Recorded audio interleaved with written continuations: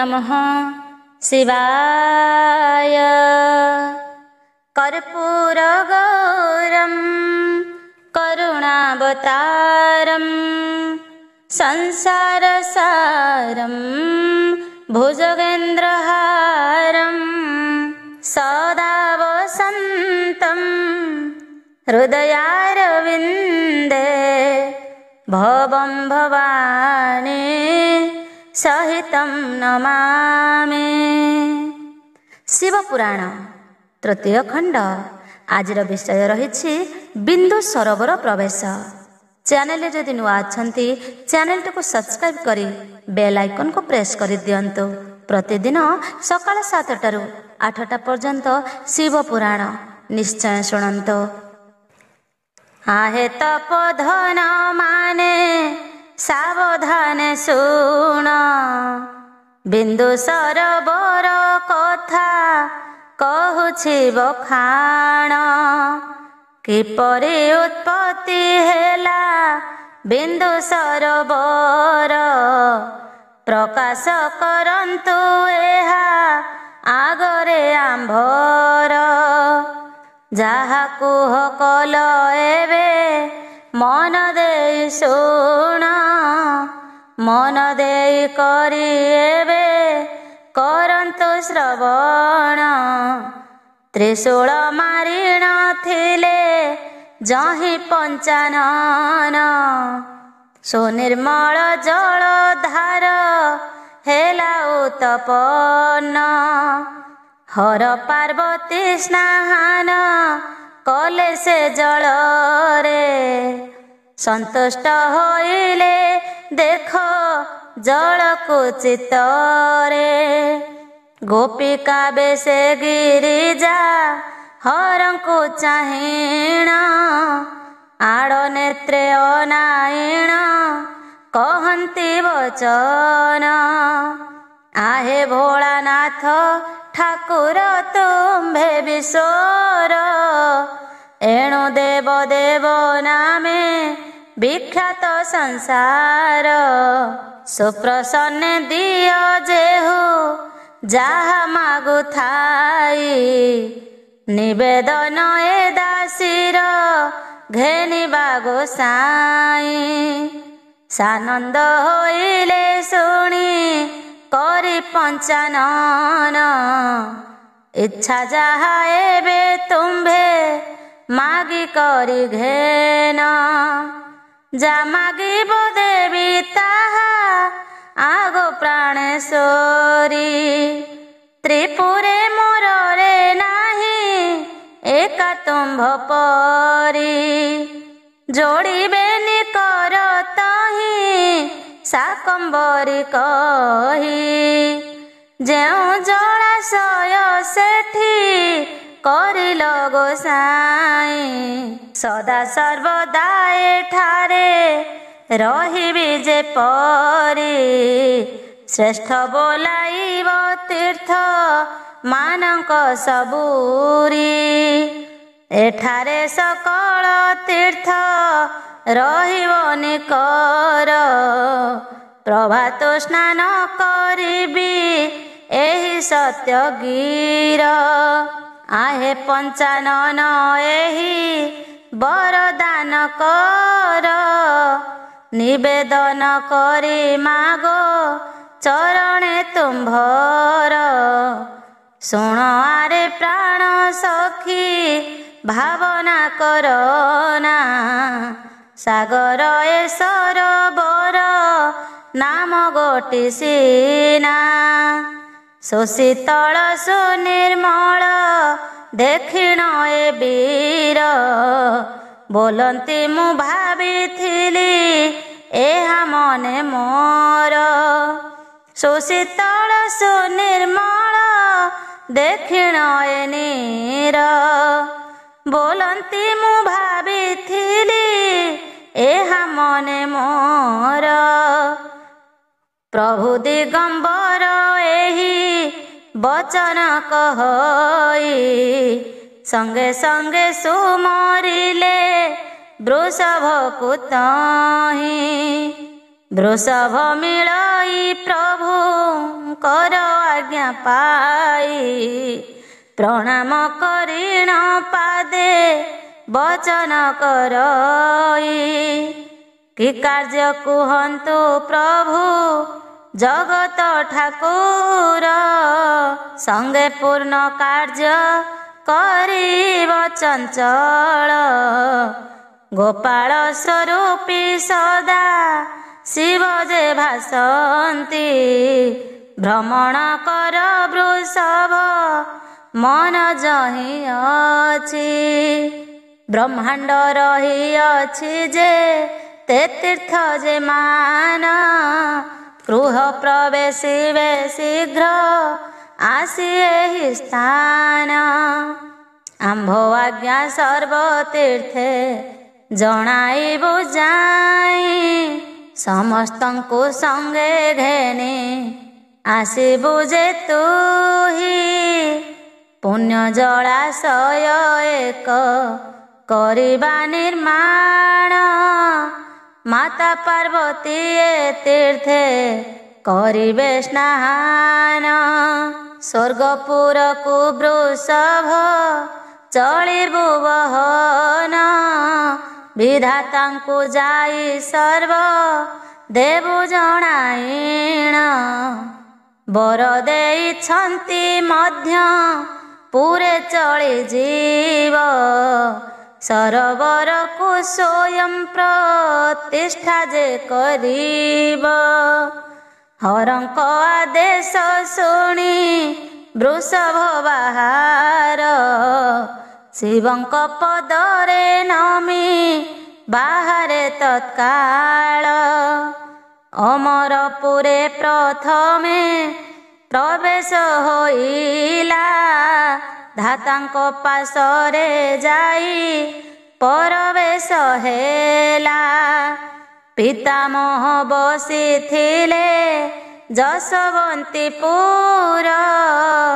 ଆନନ୍ଦିତ ହେଲା ଦେଖି ବାହନ ତାଙ୍କର ବୋଲନ୍ତି ବୃଷଭ ଶୁଣ ବଚନ ମୋହର କି ନିମନ୍ତେ ପଠାଇ ଅଛନ୍ତି ତୋତେ ହର ଚରଣ ତଳେ ପଡ଼ିଣ କହଇ ବୃଷଭ ଏକାମ୍ର କାନନେ ରହି ଛନ୍ତି ସଦା ଶିବ ସରୋବର ଖୋଳିଛନ୍ତି ଦେବ ଦେବ ହର ସେଠାରେ ମିଳିବ ହେବେ ତୀର୍ଥ ଯେ ସକଳ ପଠାଇ ଅଛନ୍ତି ପ୍ରଭୁ ନିକଟେ ତୁମ୍ଭର ଗଲେ ପ୍ରତିଷ୍ଠା କରିବ ତୁମ୍ଭେ ସରୋବର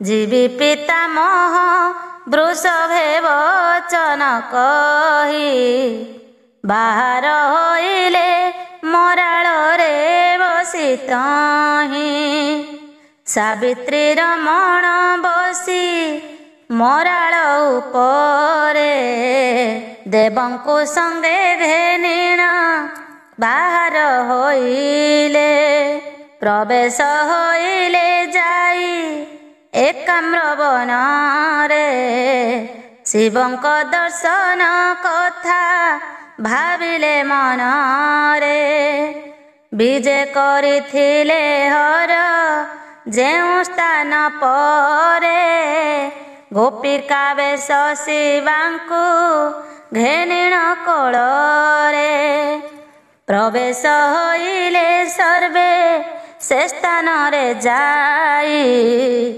ବିଜୟ କରିଅଛନ୍ତି ଜଗତ ଗୋସାଇଁ ରୂପ ନବ ଘନ ଜିଣି ଦିଶଇ ସୁନ୍ଦର ବନ୍ଦନ ହୋଇ ବାଙ୍କ ଚୂଳେ ଯେ ମଲ୍ଲିମାଳ ସିଂହାବେତ ବେଣୁ ବେନି ହସ୍ତରେ ସଭଇ ବିଜେ କରିଛନ୍ତି ମହା ମାଇ ସଙ୍ଗେ ତହିଁ ଶ୍ରୀକୃଷ୍ଣ ସୁନ୍ଦର ଜେହ୍ନେ ଦ୍ୱାପର ଯୁଗରେ ବିଶ୍ୱନାଥ ରୂପ ଶୋଭା ଦିଶେ ସେ ପ୍ରକାରେ।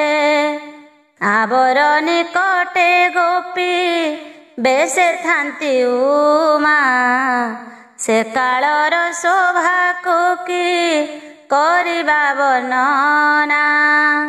ସେ ବେଶ ଦେଖିଣ ଦେବେ ଆନନ୍ଦିତ ହେଲେ, ତ୍ରାହି ତ୍ରାହି କହି ପାଦ ତଳରେ ଗଡ଼ିଲେ। ଆବର ଯେତେ କରୁସି ତହିଁ ଥିଲେ ରହି, ପ୍ରଣାମ କରି ସର୍ବେଶା ମବେଦ ଯେ ଗାଇ। ଯଥା ଯୋଗ୍ୟ କଇଲାଣ କରି ପଞ୍ଚାନନ, ଋଷିଗଣଙ୍କୁ ପୁଣି ଦେଲେଟି ଯେ ଆସନ। ନାଗଲୋକ ଦେବଲୋକ ପୁଣି ନରଗଣ, ତତ୍କ୍ଷଣେ ପ୍ରବେଶିଲେ ସେ ଏକାମ୍ର କାନନ। ସେ କାନନ ଶୋଭା ନେତ୍ରେ କରି ଦର୍ଶନ, ଆନନ୍ଦ ପାଇଲା ମଗ୍ନ ସର୍ବ ଋଷିଗଣ।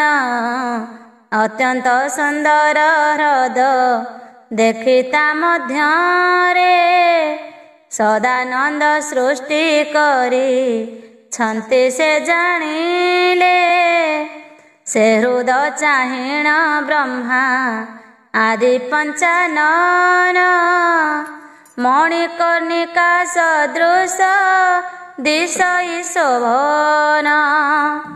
ବାରେ ଯେହି ହ୍ରଦରେ କରିବ ସ୍ନାନ, ସକଳ ପାତକ ତାର ଜୀବଟି ଘୁଞ୍ଚିଣ।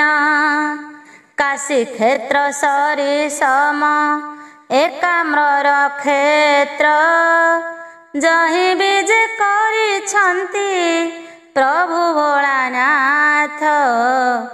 ଜଗତ ଠାକୁର ଧନ୍ୟ ତୁମ୍ଭେ ପଞ୍ଚାନନ, ତୁମ୍ଭର ଅର୍ଜିତ ପ୍ରଭୁ ଏତ୍ରୟ ଭୁବନ। ସର୍ବ ଋଷି ଦେବଗଣ ଆନନ୍ଦ ହୋଇଲେ, କାନନର ଶୋଭା ରାଶି ବସିଣ ବର୍ଣ୍ଣିଲେ। ବୃଷଭ ଆଦେଶ ମାତି ଖୋଜେ ତୀର୍ଥଗଣ, ତ୍ରିପୁରେ ଯେତେକ ତୀର୍ଥ କରେ ଅନ୍ୱେଷଣ। ସଦାଶିବଙ୍କ ବୃଷଭ ବାହନ ଅଟଇ, କେବଣପୁରର କଥା ତାକୁ ଜଣା ନାହିଁ। ଭ୍ରମେ ସ୍ୱର୍ଗ ଗଙ୍ଗା ପାଶେ ଯାଇଣ ମିଳିଲେ, ବୃଷଭ ଚକ୍ଷୁ ମଟଳେ ପାଶରେ ମିଳିଲେ।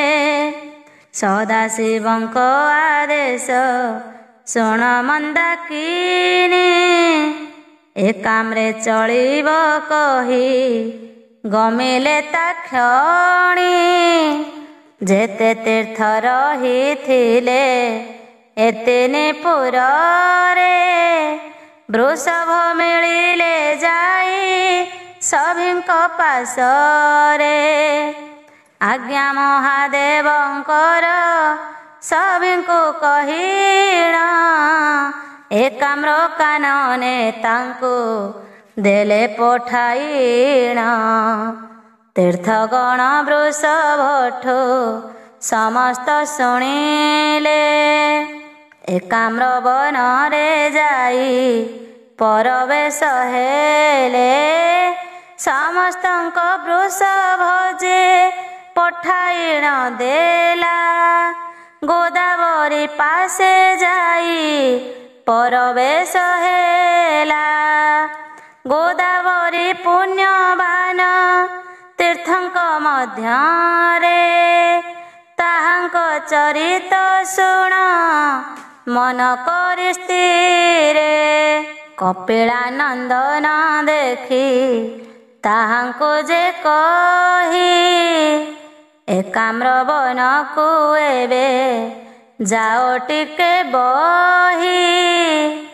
ସର୍ବତୀର୍ଥ ଗଣ ଯାଇ ପ୍ରବେଶିଲେ ତହିଁ ପଛକୁ ତୁମ୍ଭେ କାକି ଯାଇଅଛ ରହି। ପୁଛଇ ଗୋଦାବରୀ ଯେ କେଉଁ ତୀର୍ଥ ମାନ ପରବେଶ ହେଲେ ଯାଇ କୁହ ବୁଝାଇଣ। ବୃଷଭ କହି ହୋଇ ଆନନ୍ଦିତ ମନ କେତେ କହିବ ମୁହିଁ ତୀର୍ଥଙ୍କର ନାମ। ତେବେ କିଛି ତୀର୍ଥ ନାମ ବୁଝାଇ କହିବ ମନରୁ ସଂଶୟ ତୁମ୍ଭ ଦୂରେଇଣ ଦେବ। ସ୍ୱର୍ଗ ମନ୍ଦାକିନୀ ପାଶେ ମିଳିଲି ଯାଇଣ ପ୍ରଭୁଙ୍କ ଆଦେଶ ତାଙ୍କୁ କରିଲି ପ୍ରଦାନ। ତଦୁତ୍ତାରେ ପ୍ରୟାଗରେ ପରବେଶ ହେଲି ସଦାଶିବଙ୍କ ଆଦେଶ କହି ପଠାଇଲି।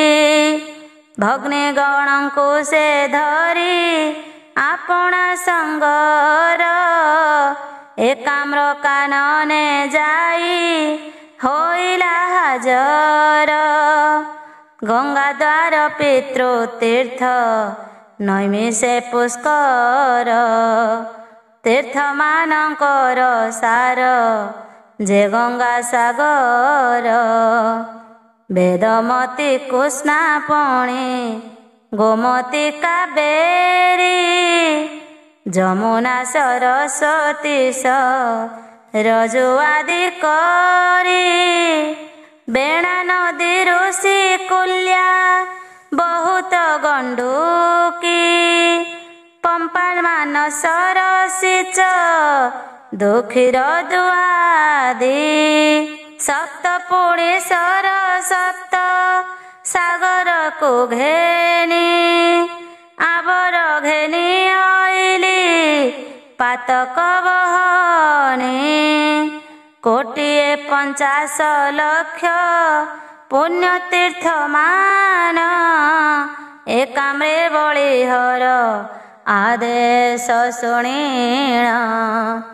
ପଛକୁ ତୁହି ଏକାକୀ ଅଛୁ ଯାହା ରହି ତୁମ୍ଭ ପାଖକୁ ଅଇଲି ସଭିଙ୍କୁ ପଠାଇ।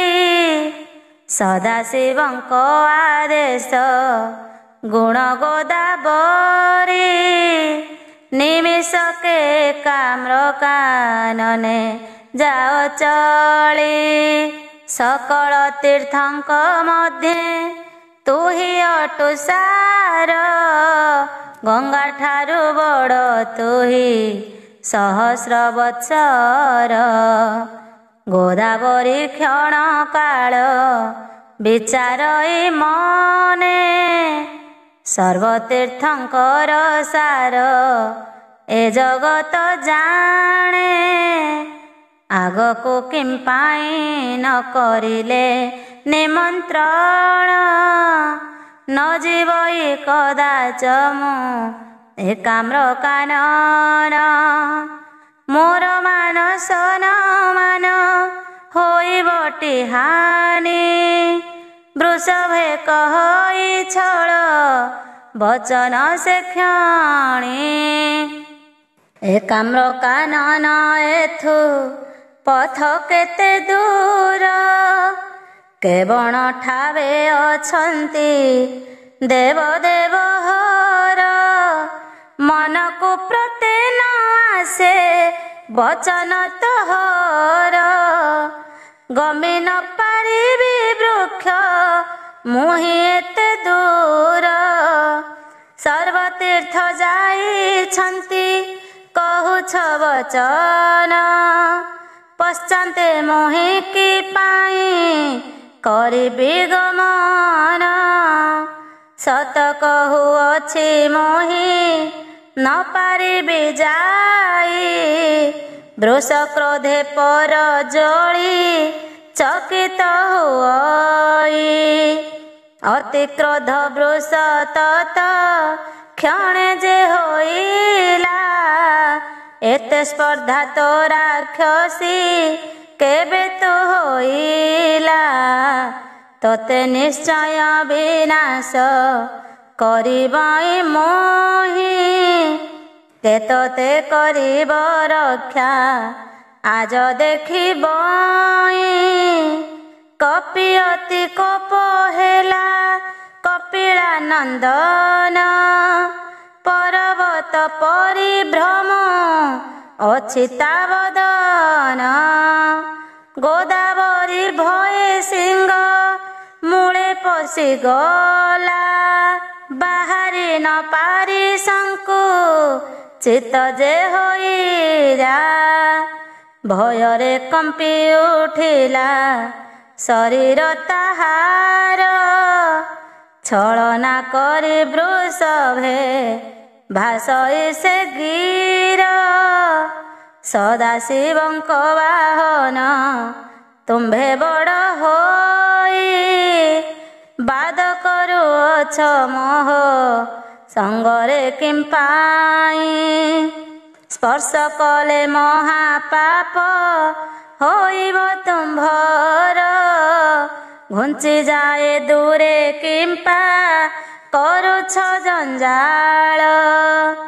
ଗୋଦାବରୀ ମୁଖ ଶୁଣି ଏସନ ବଚନ, ଅତି କ୍ରୋଧରେ ବୃଷଭ କରିଲା ଗମନ। ସକଳ ବାରତା ମାନ ଜଣାଇଣ ଦେଲା, ଏକାମ୍ର କାନନେ ଯାଇ ପହୁଞ୍ଚିଣ ଗଲା। ସମସ୍ତ ବାରତା ମାନ ଜଣାଇଣ ଦେଲା, ଅତି ବିନୟ ହୋଇଣ ତାହାଙ୍କୁ କହିଲା। ସର୍ବତୀର୍ଥ ସ୍ୱାମୀ ତବ ଆଜ୍ଞାକୁ ଶୁଣିଣ, ନ ଆସିଲା ଗୋଦାବରୀ ଗୌରବ ବହିଣ। ଅମାନ୍ୟ କରିଲା ଯହୁଁ ଆଦେଶ ତୁମ୍ଭର, ବିନାଶ କରିବା ମନ ବଳିଲା ମହର। ରଜସ୍ୱଳା ବୋଲି ଯହୁଁ କହିଲାଟି ସେହି, ତାହାକୁ ଛାଡ଼ିଣ ମୁହିଁ ଅଇଲି ପଳାଇ। ମହାଦେବ ଧ୍ୟାନେ ବସି ସକଳ ଜାଣିଲେ, ମିଥ୍ୟା କଥା ଗୋଦାବରୀ ତୁମ୍ଭଙ୍କୁ କହିଲେ। ବୃଷଭକୁ ଭଣ୍ଡାଇଲା ବହି ଅହଙ୍କାର, ଫେରାଇ ଦେଇଛି ଭାସିଲେ ଅସତ୍ୟ ଗିର। କୋପ ହୋଇ ସଦାଶିବ କହନ୍ତି ବଚନ, ଆଲୋ ଗୋଦାବରୀ ମୋର ଅଭିଶାପ ଘେନ। ତୋ ଶରୀର ଆଜିଠାରୁ ହେଉ ଅପବିତ୍ର, ଅସ୍ପର୍ଶରେ ତୋର ହେଉ ଥାଉ କାଳାତିପାତ। ପ୍ରଭୁ ତ୍ରିଲୋଚନ ଏହି ପରିଶାପ ଦେଲେ, ଅତ୍ୟନ୍ତ ଖେଦରେ ସେହି ମୌନ ହୋଇଲେ। ସର୍ବେ ଆସିଲେ ଶ୍ରୀହରି କିମ୍ପା ନଇଲେ, ତାଙ୍କରି ବିଳମ୍ବ ହେଲା କେବଳ ପ୍ରକାରେ। ଏସନ ବିଚାରି ସେ କରିଲେ ଯେ ଧ୍ୟାନ, ଶ୍ରୀହରି ଜାଣିଲେ ଥାଇ ବୈକୁଣ୍ଠ ଭୁବନ। ବିନତାନନ୍ଦନକୁ ଡାକିଲେ ତତକ୍ଷଣି, ସଜ ହୋଇ ବାହାରିଲେ ଏକାମ୍ର କାନନ। ଚଉପାଶେ ପାରିଷଦ ଗଣ ରହିଛନ୍ତି ଅଷ୍ଟରତନ ସଜିତ ହୋଇଲେ ଝଟତି। ଶଙ୍ଖ ଚକ୍ର ଗଦା ପଦ୍ମ ଚାରିଭୁଜେ ଶୋହେ ମଦନୁ ବଳିଣ ରୂପ ଜନମନ ମୋହେ। କିରୀଟ କୁଣ୍ଡଳ ରତ୍ନ ମୁକୁଟ ଶିରରେ ସୁନ୍ଦର ଦିଶଇ କଉ ସ୍ତୁଭମଣି ଗଳେ। ତେଜି ବୈନ ତେୟ ପ୍ରଭୁ ଚାଳିଣ ଚରଣ ପ୍ରବେଶ ହୋଇଲେ ଯହିଁ ପ୍ରଭୁ ପଞ୍ଚାନନ। ମଦନ ମୋହନ ଜଳି ଜଳି ଚାଲୁଥାନ୍ତି ଭଗବାନଙ୍କୁ ଦେଖିଲେ ବୃଷଭର ପତି। ଶଙ୍କରଙ୍କୁ ଭଗବାନ ଦୂରରୁ ଦେଖିଲେ ଯୋଡ଼ି କରିବେନି କର ପ୍ରଣାମ କରିଲେ।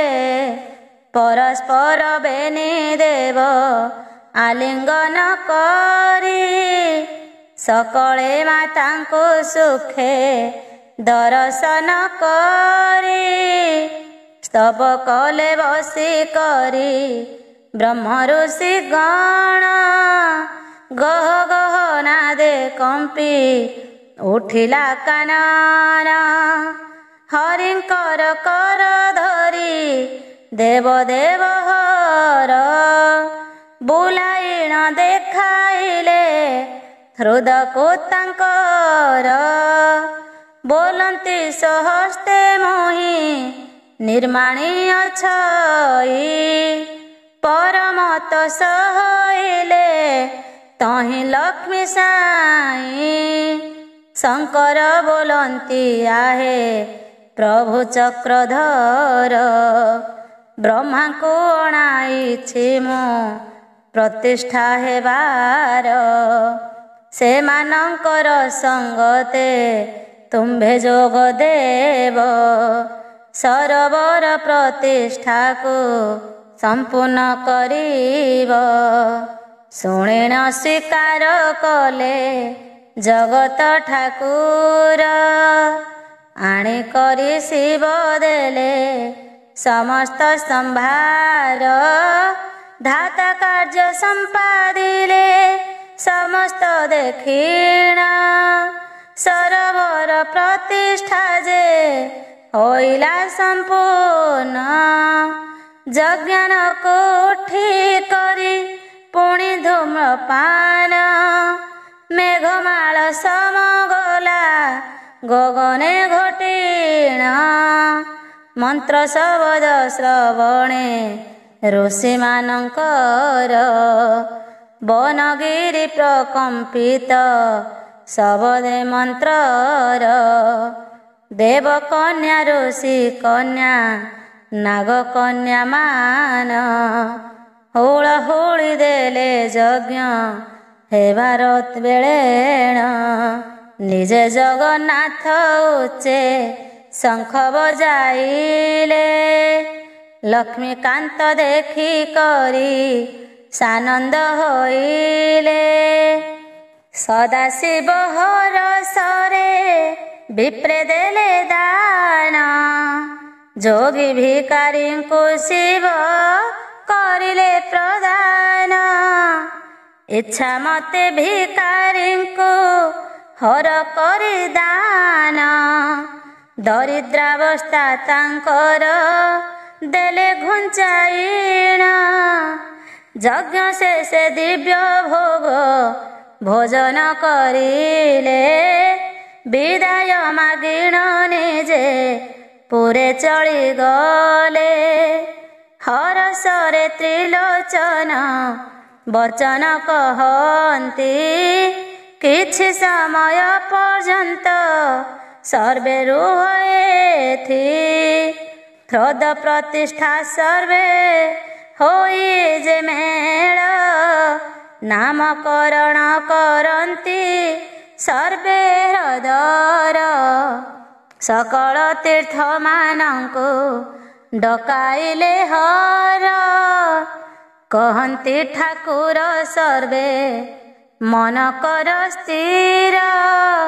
ଏ ସ୍ଥାନକୁ ଆଜି ଅଛି ସର୍ବତୀର୍ଥ ଗଣ। ବିନ୍ଦୁଏ ବିନ୍ଦୁଏ ଜଳ ଏଥି କର ଦାନ। ସକଳ ତୀର୍ଥଙ୍କୁ କହି ବଚନ ମଧୁର ଗର୍ଭକୁ ଖୋଳିଲେ ଧରି 16 ତାହାଙ୍କର।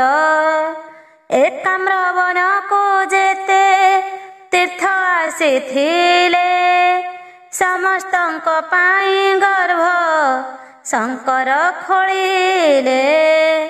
ସର୍ବେ ଏକ ବିନ୍ଦୁ ଗର୍ଭ ମଧ୍ୟରେ ରଖିଲେ। ବିଷ୍ଣୁ ସಮೇତ ମୋର ସ୍ନାନ କରିଲେ।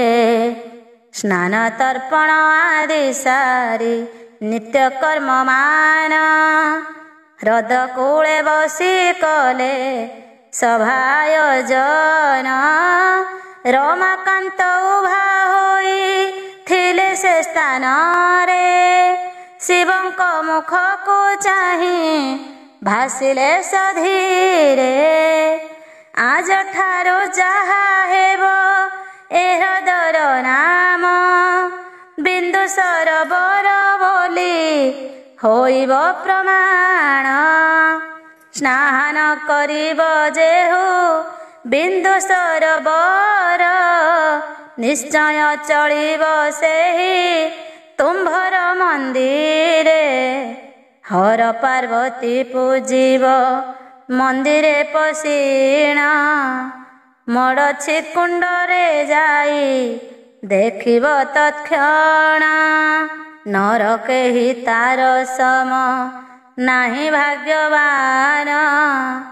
ବୈକୁଣ୍ଠରେ ବସିବ ନିଶ୍ଚୟ ସେହି ଜନ। ଅପୁତ୍ରିକ ନାରୀ ଯେବେ ଏସବୁ ପାଳଇ ସୁଲକ୍ଷଣ ଯୁକ୍ତ ପୁତ୍ର ତା ଗୃହେ ଖେଳଇ। ଅନ୍ୟଥା ନହିବ କେବେ ଏପରି ବଚନ। ସଭାଜନେ ସର୍ବେ ହେଲେ ଆନନ୍ଦିତ ମନ। ବିଷ୍ଣୁ ମୁଖ ଚାହିଁ କରି ହସିଲେ ଶଙ୍କର।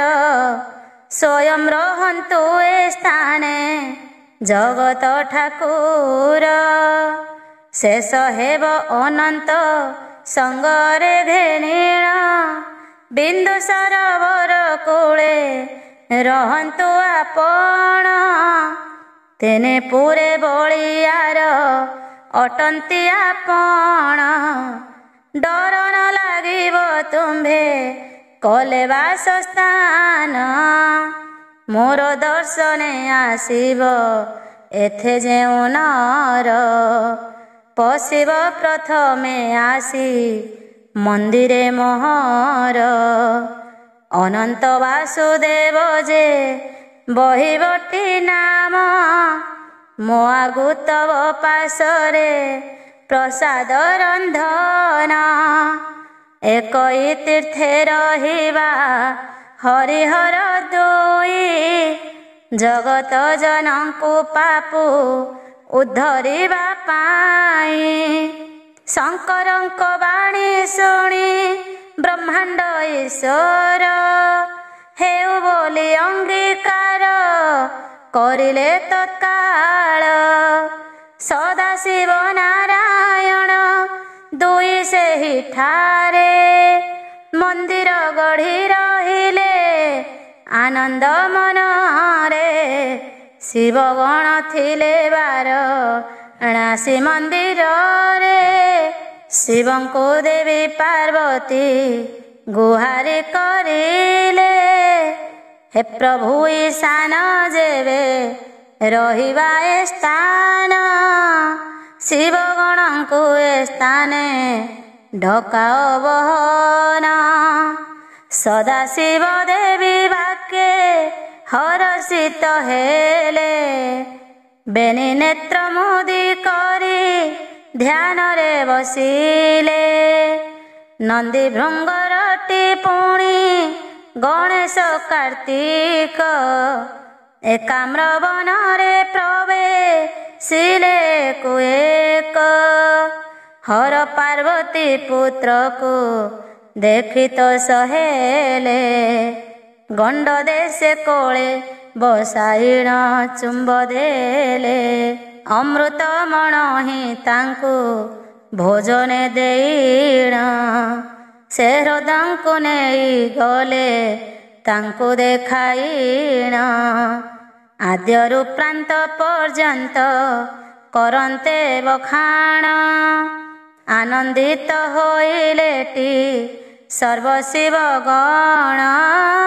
ସର୍ବେ ପଶିଣ ଜଳରେ କରିଲେ ସ୍ନାହାନ, କୂଳେ ଉଠି ଦର୍ଶନ କଲେ ପଞ୍ଚାନନ। ପାଦ ତଳରେ ପଡ଼ିଲେ ସାରି ଦର୍ଶନ, ଜୟ ମହାଦେବ ପ୍ରଭୁ ଜୟ ହେ ଈଶାନ। ଜୟ ଜୟ ଧୂର୍ଜଟି ହେ ମହାଦେବ ହର, ସୃଷ୍ଟି କରିବ ପ୍ରଭୁ ହେ ସଚରାଚର। ଉଦ୍ଧାରିବା ପାଇଁ ତୁମ୍ଭେ ଏ ସାରା ସଂସାର, ଯେଉଁ କାଳେ ପାପ ଭାର ଦେଖଇ ଯେ ସ୍ଥାନେ। ଉଦ୍ଧରିବା ପାଇଁ ପଥ ଭିଆଏ ମୋ ମନେ, ଏ ସଚରାଚର ଚଳଇ ଆଜ୍ଞାରେ ତୁମ୍ଭର। ଧନରତ୍ନ ଯାଚି ଦିଅ ଦୁଃଖୀ ଜନକର, ସଂସାରେ କର୍ମ ଦାନେ ଯେ କରନ୍ତି ସକଳ। କାମେ ନଥାଉ ପଛକେ ଯାଚି ଦିଅ ବର, ଶିବ ଗଣ ସ୍ତବ ଏହି ପରିତହିଁ କଲେ। ଏକାମ୍ର ବନରେ ମନ ହରସେ ରହିଲେ, ଋଷିଗଣ ମାନେ ପ୍ରତି ଦିନ ଆସି କରି। ପୂଜନ୍ତି ଶିବ ଗୌରୀ ତହିଁ ସ୍ନାନ ସାରି, ଅନନ୍ତ ନାରାୟଣଙ୍କୁ କରି ଦର୍ଶନ। ନିଜ ନିଜ ସ୍ଥାନକୁ ସେ ଯାଆନ୍ତି ଫେରିଣ, ଶୁଣୁ ଆନ କଥା ଏବେ ସର୍ବ ଋଷିଗଣ। ଗୋଦାବରୀ ନ ଆସିଲା ଗୌରବ ବହିଣ, ଅଭିଶାପ ଦେଲେ ତାଙ୍କୁ ଦେବ ପଞ୍ଚାନନ। ସଦା କାଳେ ଥାଅ ତୁହି ଅସ୍ପର୍ଶ ହୋଇଣ, ଶୁଣି ଗୋଦାବରୀ ଭଏ ହେଲା କମ୍ପମାନ। ମୁଁ ପାମରି ଅପରାଧ କରିଲି ଅର୍ଜନ, ସଦାଶିବଙ୍କ ଆଦେଶ କରିଲି ଅମାନ୍ୟ। ରବି ବହି ନ ଗଲି ମୁଁ ଏକାମ୍ର କାନନ, ନିଶ୍ଚୟ ଫଳିବ ସାପ ସଦାଶିବଙ୍କର। ନ ଛୁଇଁବେ ଜୀବ ଜନ୍ତୁ ନର ମୋର ଜଳ, ମୁହିଁ ପାପିଣୀ ଅଧର୍ମ କଲି ଅରଜନ। ଉଭାଇଣ ଦେଲି ନିଜେ ମୋର ବଡ଼ ପଣ, କରମ ଲେଖ କହିବି କାହାର ଆଗରେ। ସତେ କି ଫେରିବ ଏହି ପୋଡ଼ା କପାଳରେ, କ୍ଷମା କରିବେ ଯେ ବେଟି ଭୋଳା ମହେଶ୍ୱର। ତେବେ ସାପରୁ ମୋହି ହେବା ପାଇଁ ପାର, ମୁଖକୁ ଶୁଖାଇ ଏହା ମନରେ ପାଞ୍ଚିଣ। ଗୋଦାବରୀ ଧୀରେ ଧୀରେ କରିଲା ଗମନ, ସ୍ୱୟଂ ସଦାଶିବ ଯହିଁ ବିଜେ ଥିଲେ କରି। ସେ ସ୍ଥାନେ ପ୍ରବେଶ ହେଲା ଯାଇ ଗୋଦାବରୀ, ଉଭୟ ଶରୀର ତାର ହୋଇ କମ୍ପନ। ଥାଇ ଖଣ୍ଡେ ଦୂରେ ସେହି ପଦରେ ପଡ଼ିଣ, ଅଶ୍ରୁଭରା ନୟନରେ ବୀର ସମନରେ ସାଷ୍ଟାଙ୍ଗେ ପଡ଼ିଲା ସଦା ଶିବଙ୍କ ପୟରେ। ନ ଛୁଇଁଲା ବିଶ୍ୱନାଥେ ଅତି ଭୟ ପାଇ ବିନୟ ହୋଇ କହିଲା ଶିରେ କର ଦେଇ। କୈଳାସବାସୀ ନମ ନମ ପଞ୍ଚାନନ ନମ ନମ ତ୍ରିପୁରାରୀ ପନ୍ନଗ ଭୂଷଣ। ନମ ଗୌରୀଙ୍କ କାନ୍ତ ଦେବ ତ୍ରିଲୋଚନ ବ୍ରହ୍ମାଣ୍ଡ ନାଥ ହେ ଶିବ ଧରୁଛି ଚରଣ। ନାରୀ ଜାତି ପାପିଷ୍ଠା ମୁଁ ପାମରି ଅଟଇ ଭଲ ମନ୍ଦ ହାନି ଲାଭ ନ ଜାଣଇ ମୁହିଁ। ଅଗ୍ର ପଶ୍ଚାତ ଭାବିନ ପାରିଲି ଯେ ସ୍ୱାମୀ ଆଦେଶ ଲଙ୍ଘିଲି ମୁହିଁ ଏଡ଼ିକି ପାପିନି। ଜଣାଉଛି କର ଯୋଡ଼ି ଗୌରୀଙ୍କ କାନ୍ତ ଅପରାଧ କ୍ଷମା କର ପ୍ରଭୁ ବିଶ୍ୱନାଥ। ଯେ ଦଣ୍ଡ ମତେ କ୍ରୋଧରେ କରିଛ ପ୍ରଦାନ ସେହି ଦଣ୍ଡ ମହାପ୍ରଭୁ ନିଅ ଫେରାଇଣ। ଦଣ୍ଡିବା ଶକ୍ତି ଯାହାର ଅଛଇ ଠାକୁର କ୍ଷମା ଗୁଣରେ ସେହି ଯେ ପ୍ରଭୁ ଭରପୁର। ଦୟା ବହି ପାପିନୀକୁ ପ୍ରଭୁ କ୍ଷମା କର ଏହି କଳଙ୍କରୁ ପ୍ରଭୁ ମୋତେଟି ଉଦ୍ଧାର। ବହି ନ ପାରିବି କଳଙ୍କିନି ଆଖ୍ୟା ମୋର ଅପବିତ୍ର ହୋଇଯିବ ମୋର ତୀର୍ଥ ଜଳ। ମନରେ ଚିନ୍ତ ହେ ପ୍ରଭୁ ନିନ୍ଦା କେ ପାଇବ ତୁମ୍ଭେ ପ୍ରଭୁ ଦାସୀ ମୋହି ଯେବେ ନ କ୍ଷମିବ। ପୁରୁଷେ ନାରୀଙ୍କୁ ଦଣ୍ଡ କରିବେ ବିଧାନ ଗୋଦାବରୀ କହେ ପ୍ରଭୁ ପାଦରେ ପଡ଼ିଣ। ଗଡ଼ି ଗଡ଼ି ପଦ ତଳେ ଅକ୍ରୁବର ସଇ ବିକଳତାର ଜାଣିଲେ ବୃଷଭ ଯେ ସାଇ।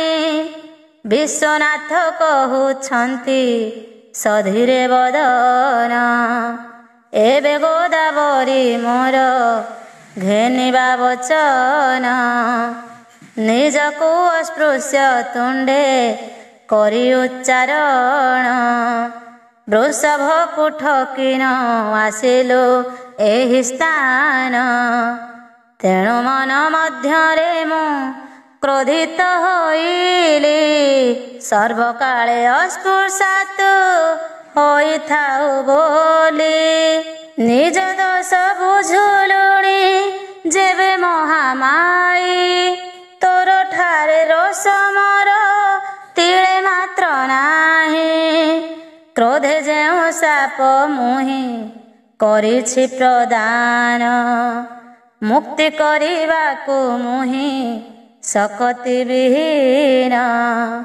ଅଲଗା ହୋଇଣ ରହି ଥିବୁ ସରୋବରେ ମିଶଇ ନ ପାରିବୁ ତୋହି ଆମ୍ଭର ସଙ୍ଗରେ। ଦେହ ଛୁଇଁବା ପାଇଁ କି କରିଲୁ ବାରତା ଯୋଗେ ରହିବୁ ତୁହି ଯେ ହୋଇ କରିଭିନ୍ନ। ସିଂହ ରାଶିରେ ସେ କାଳେ କାଳେ ବାକପତି କଙ୍କଡ଼ାକୁ ଯାଇ କରି କରିବେଟି ସ୍ଥିତି। 13 ମାସ ଶୁଦ୍ଧ ଜଳ ହୋଇବ ତୋହର ଯେ ସ୍ନାନ କରିବ ନିଶ୍ଚୟ ପାଇବଟି ଫଳ। ସିଂହ ରାଶି ତେଜି ସୁର ଆଶ୍ଚର୍ଯ୍ୟ ଚଳିଲେ ରହିବୁ ତୁ ଗୋଦାବରୀ ପୂର୍ବ ପରକାରେ। ଶୁକଧାରୀଙ୍କ ମୁଖ ଶୁଣିଣ ଏସନ ଗୋଦାବରୀ ଆନନ୍ଦିତ ହୋଇଲେ ତକ୍ଷଣ ପ୍ରଣତି ଶିବଙ୍କୁ ତହୁଁ କରିଲେ ଗମନ ଉତ୍ତରେ ବିନ୍ଦୁ ହ୍ରଦରେ ରହିଲେ ତକ୍ଷଣ ଗୋଦାବରୀ ଅଟଇ ଯେ ସେ କୁଣ୍ଡର ନାମ 13 ମାସେ ଶୁଦ୍ଧ ହୁଏ ମନ ଦେଇ ଶୁଣ ସ୍ନାନ ଯେ କରଇ ପାଗ ବିନାଶ ହୁଇ ଗୋଦାବରୀ ଏହିପରି ରହିଲେ ଟିତହିଁ ମହିମା ତୁମ୍ଭର ପ୍ରଭୁ ଅଟଇ ଯେ ଧନ୍ୟ ତ୍ରୟ ସଂସାରରେ ସାର ଅଟେ ତୁମ୍ଭ ନାମ କେଉଁ ବିନ୍ଦୁ ସରୋବର କରିଛ ନିର୍ମାଣ ମିଳଇ ସୁଫଳ ତହିଁ କରିଲେ ସ୍ନାନ ସେ ବିନ୍ଦୁ ହ୍ରଦ ମହିମା କହତ ନୁହଁ ସ୍ନାନ କଲେ ବାର ସର୍ବ ପାତକ ନାଶଇ ଭୁବନେଶ୍ୱର ତୁ ବଳି ନାହିଁ ତୀର୍ଥ ସ୍ନାନ ପଢ଼ିଲେ ଶୁଣିଲେ ପାପ ହୁଏ ବିନାଶନ ସଦା ଶିବଙ୍କର କୀର୍ତ୍ତି ଶୁଣ ଏହା ପରେ ବର୍ଣ୍ଣନ କରିବି ମହି ଅପର ଛନ୍ଦରେ ଅମୃତ ସମାନ ଶିବ ପୁରାଣ ଅଟଇ ଦୀନ ବୁଦ୍ଧିମନ୍ତ ବସି ଗୀତରେ ଲେଖଇ।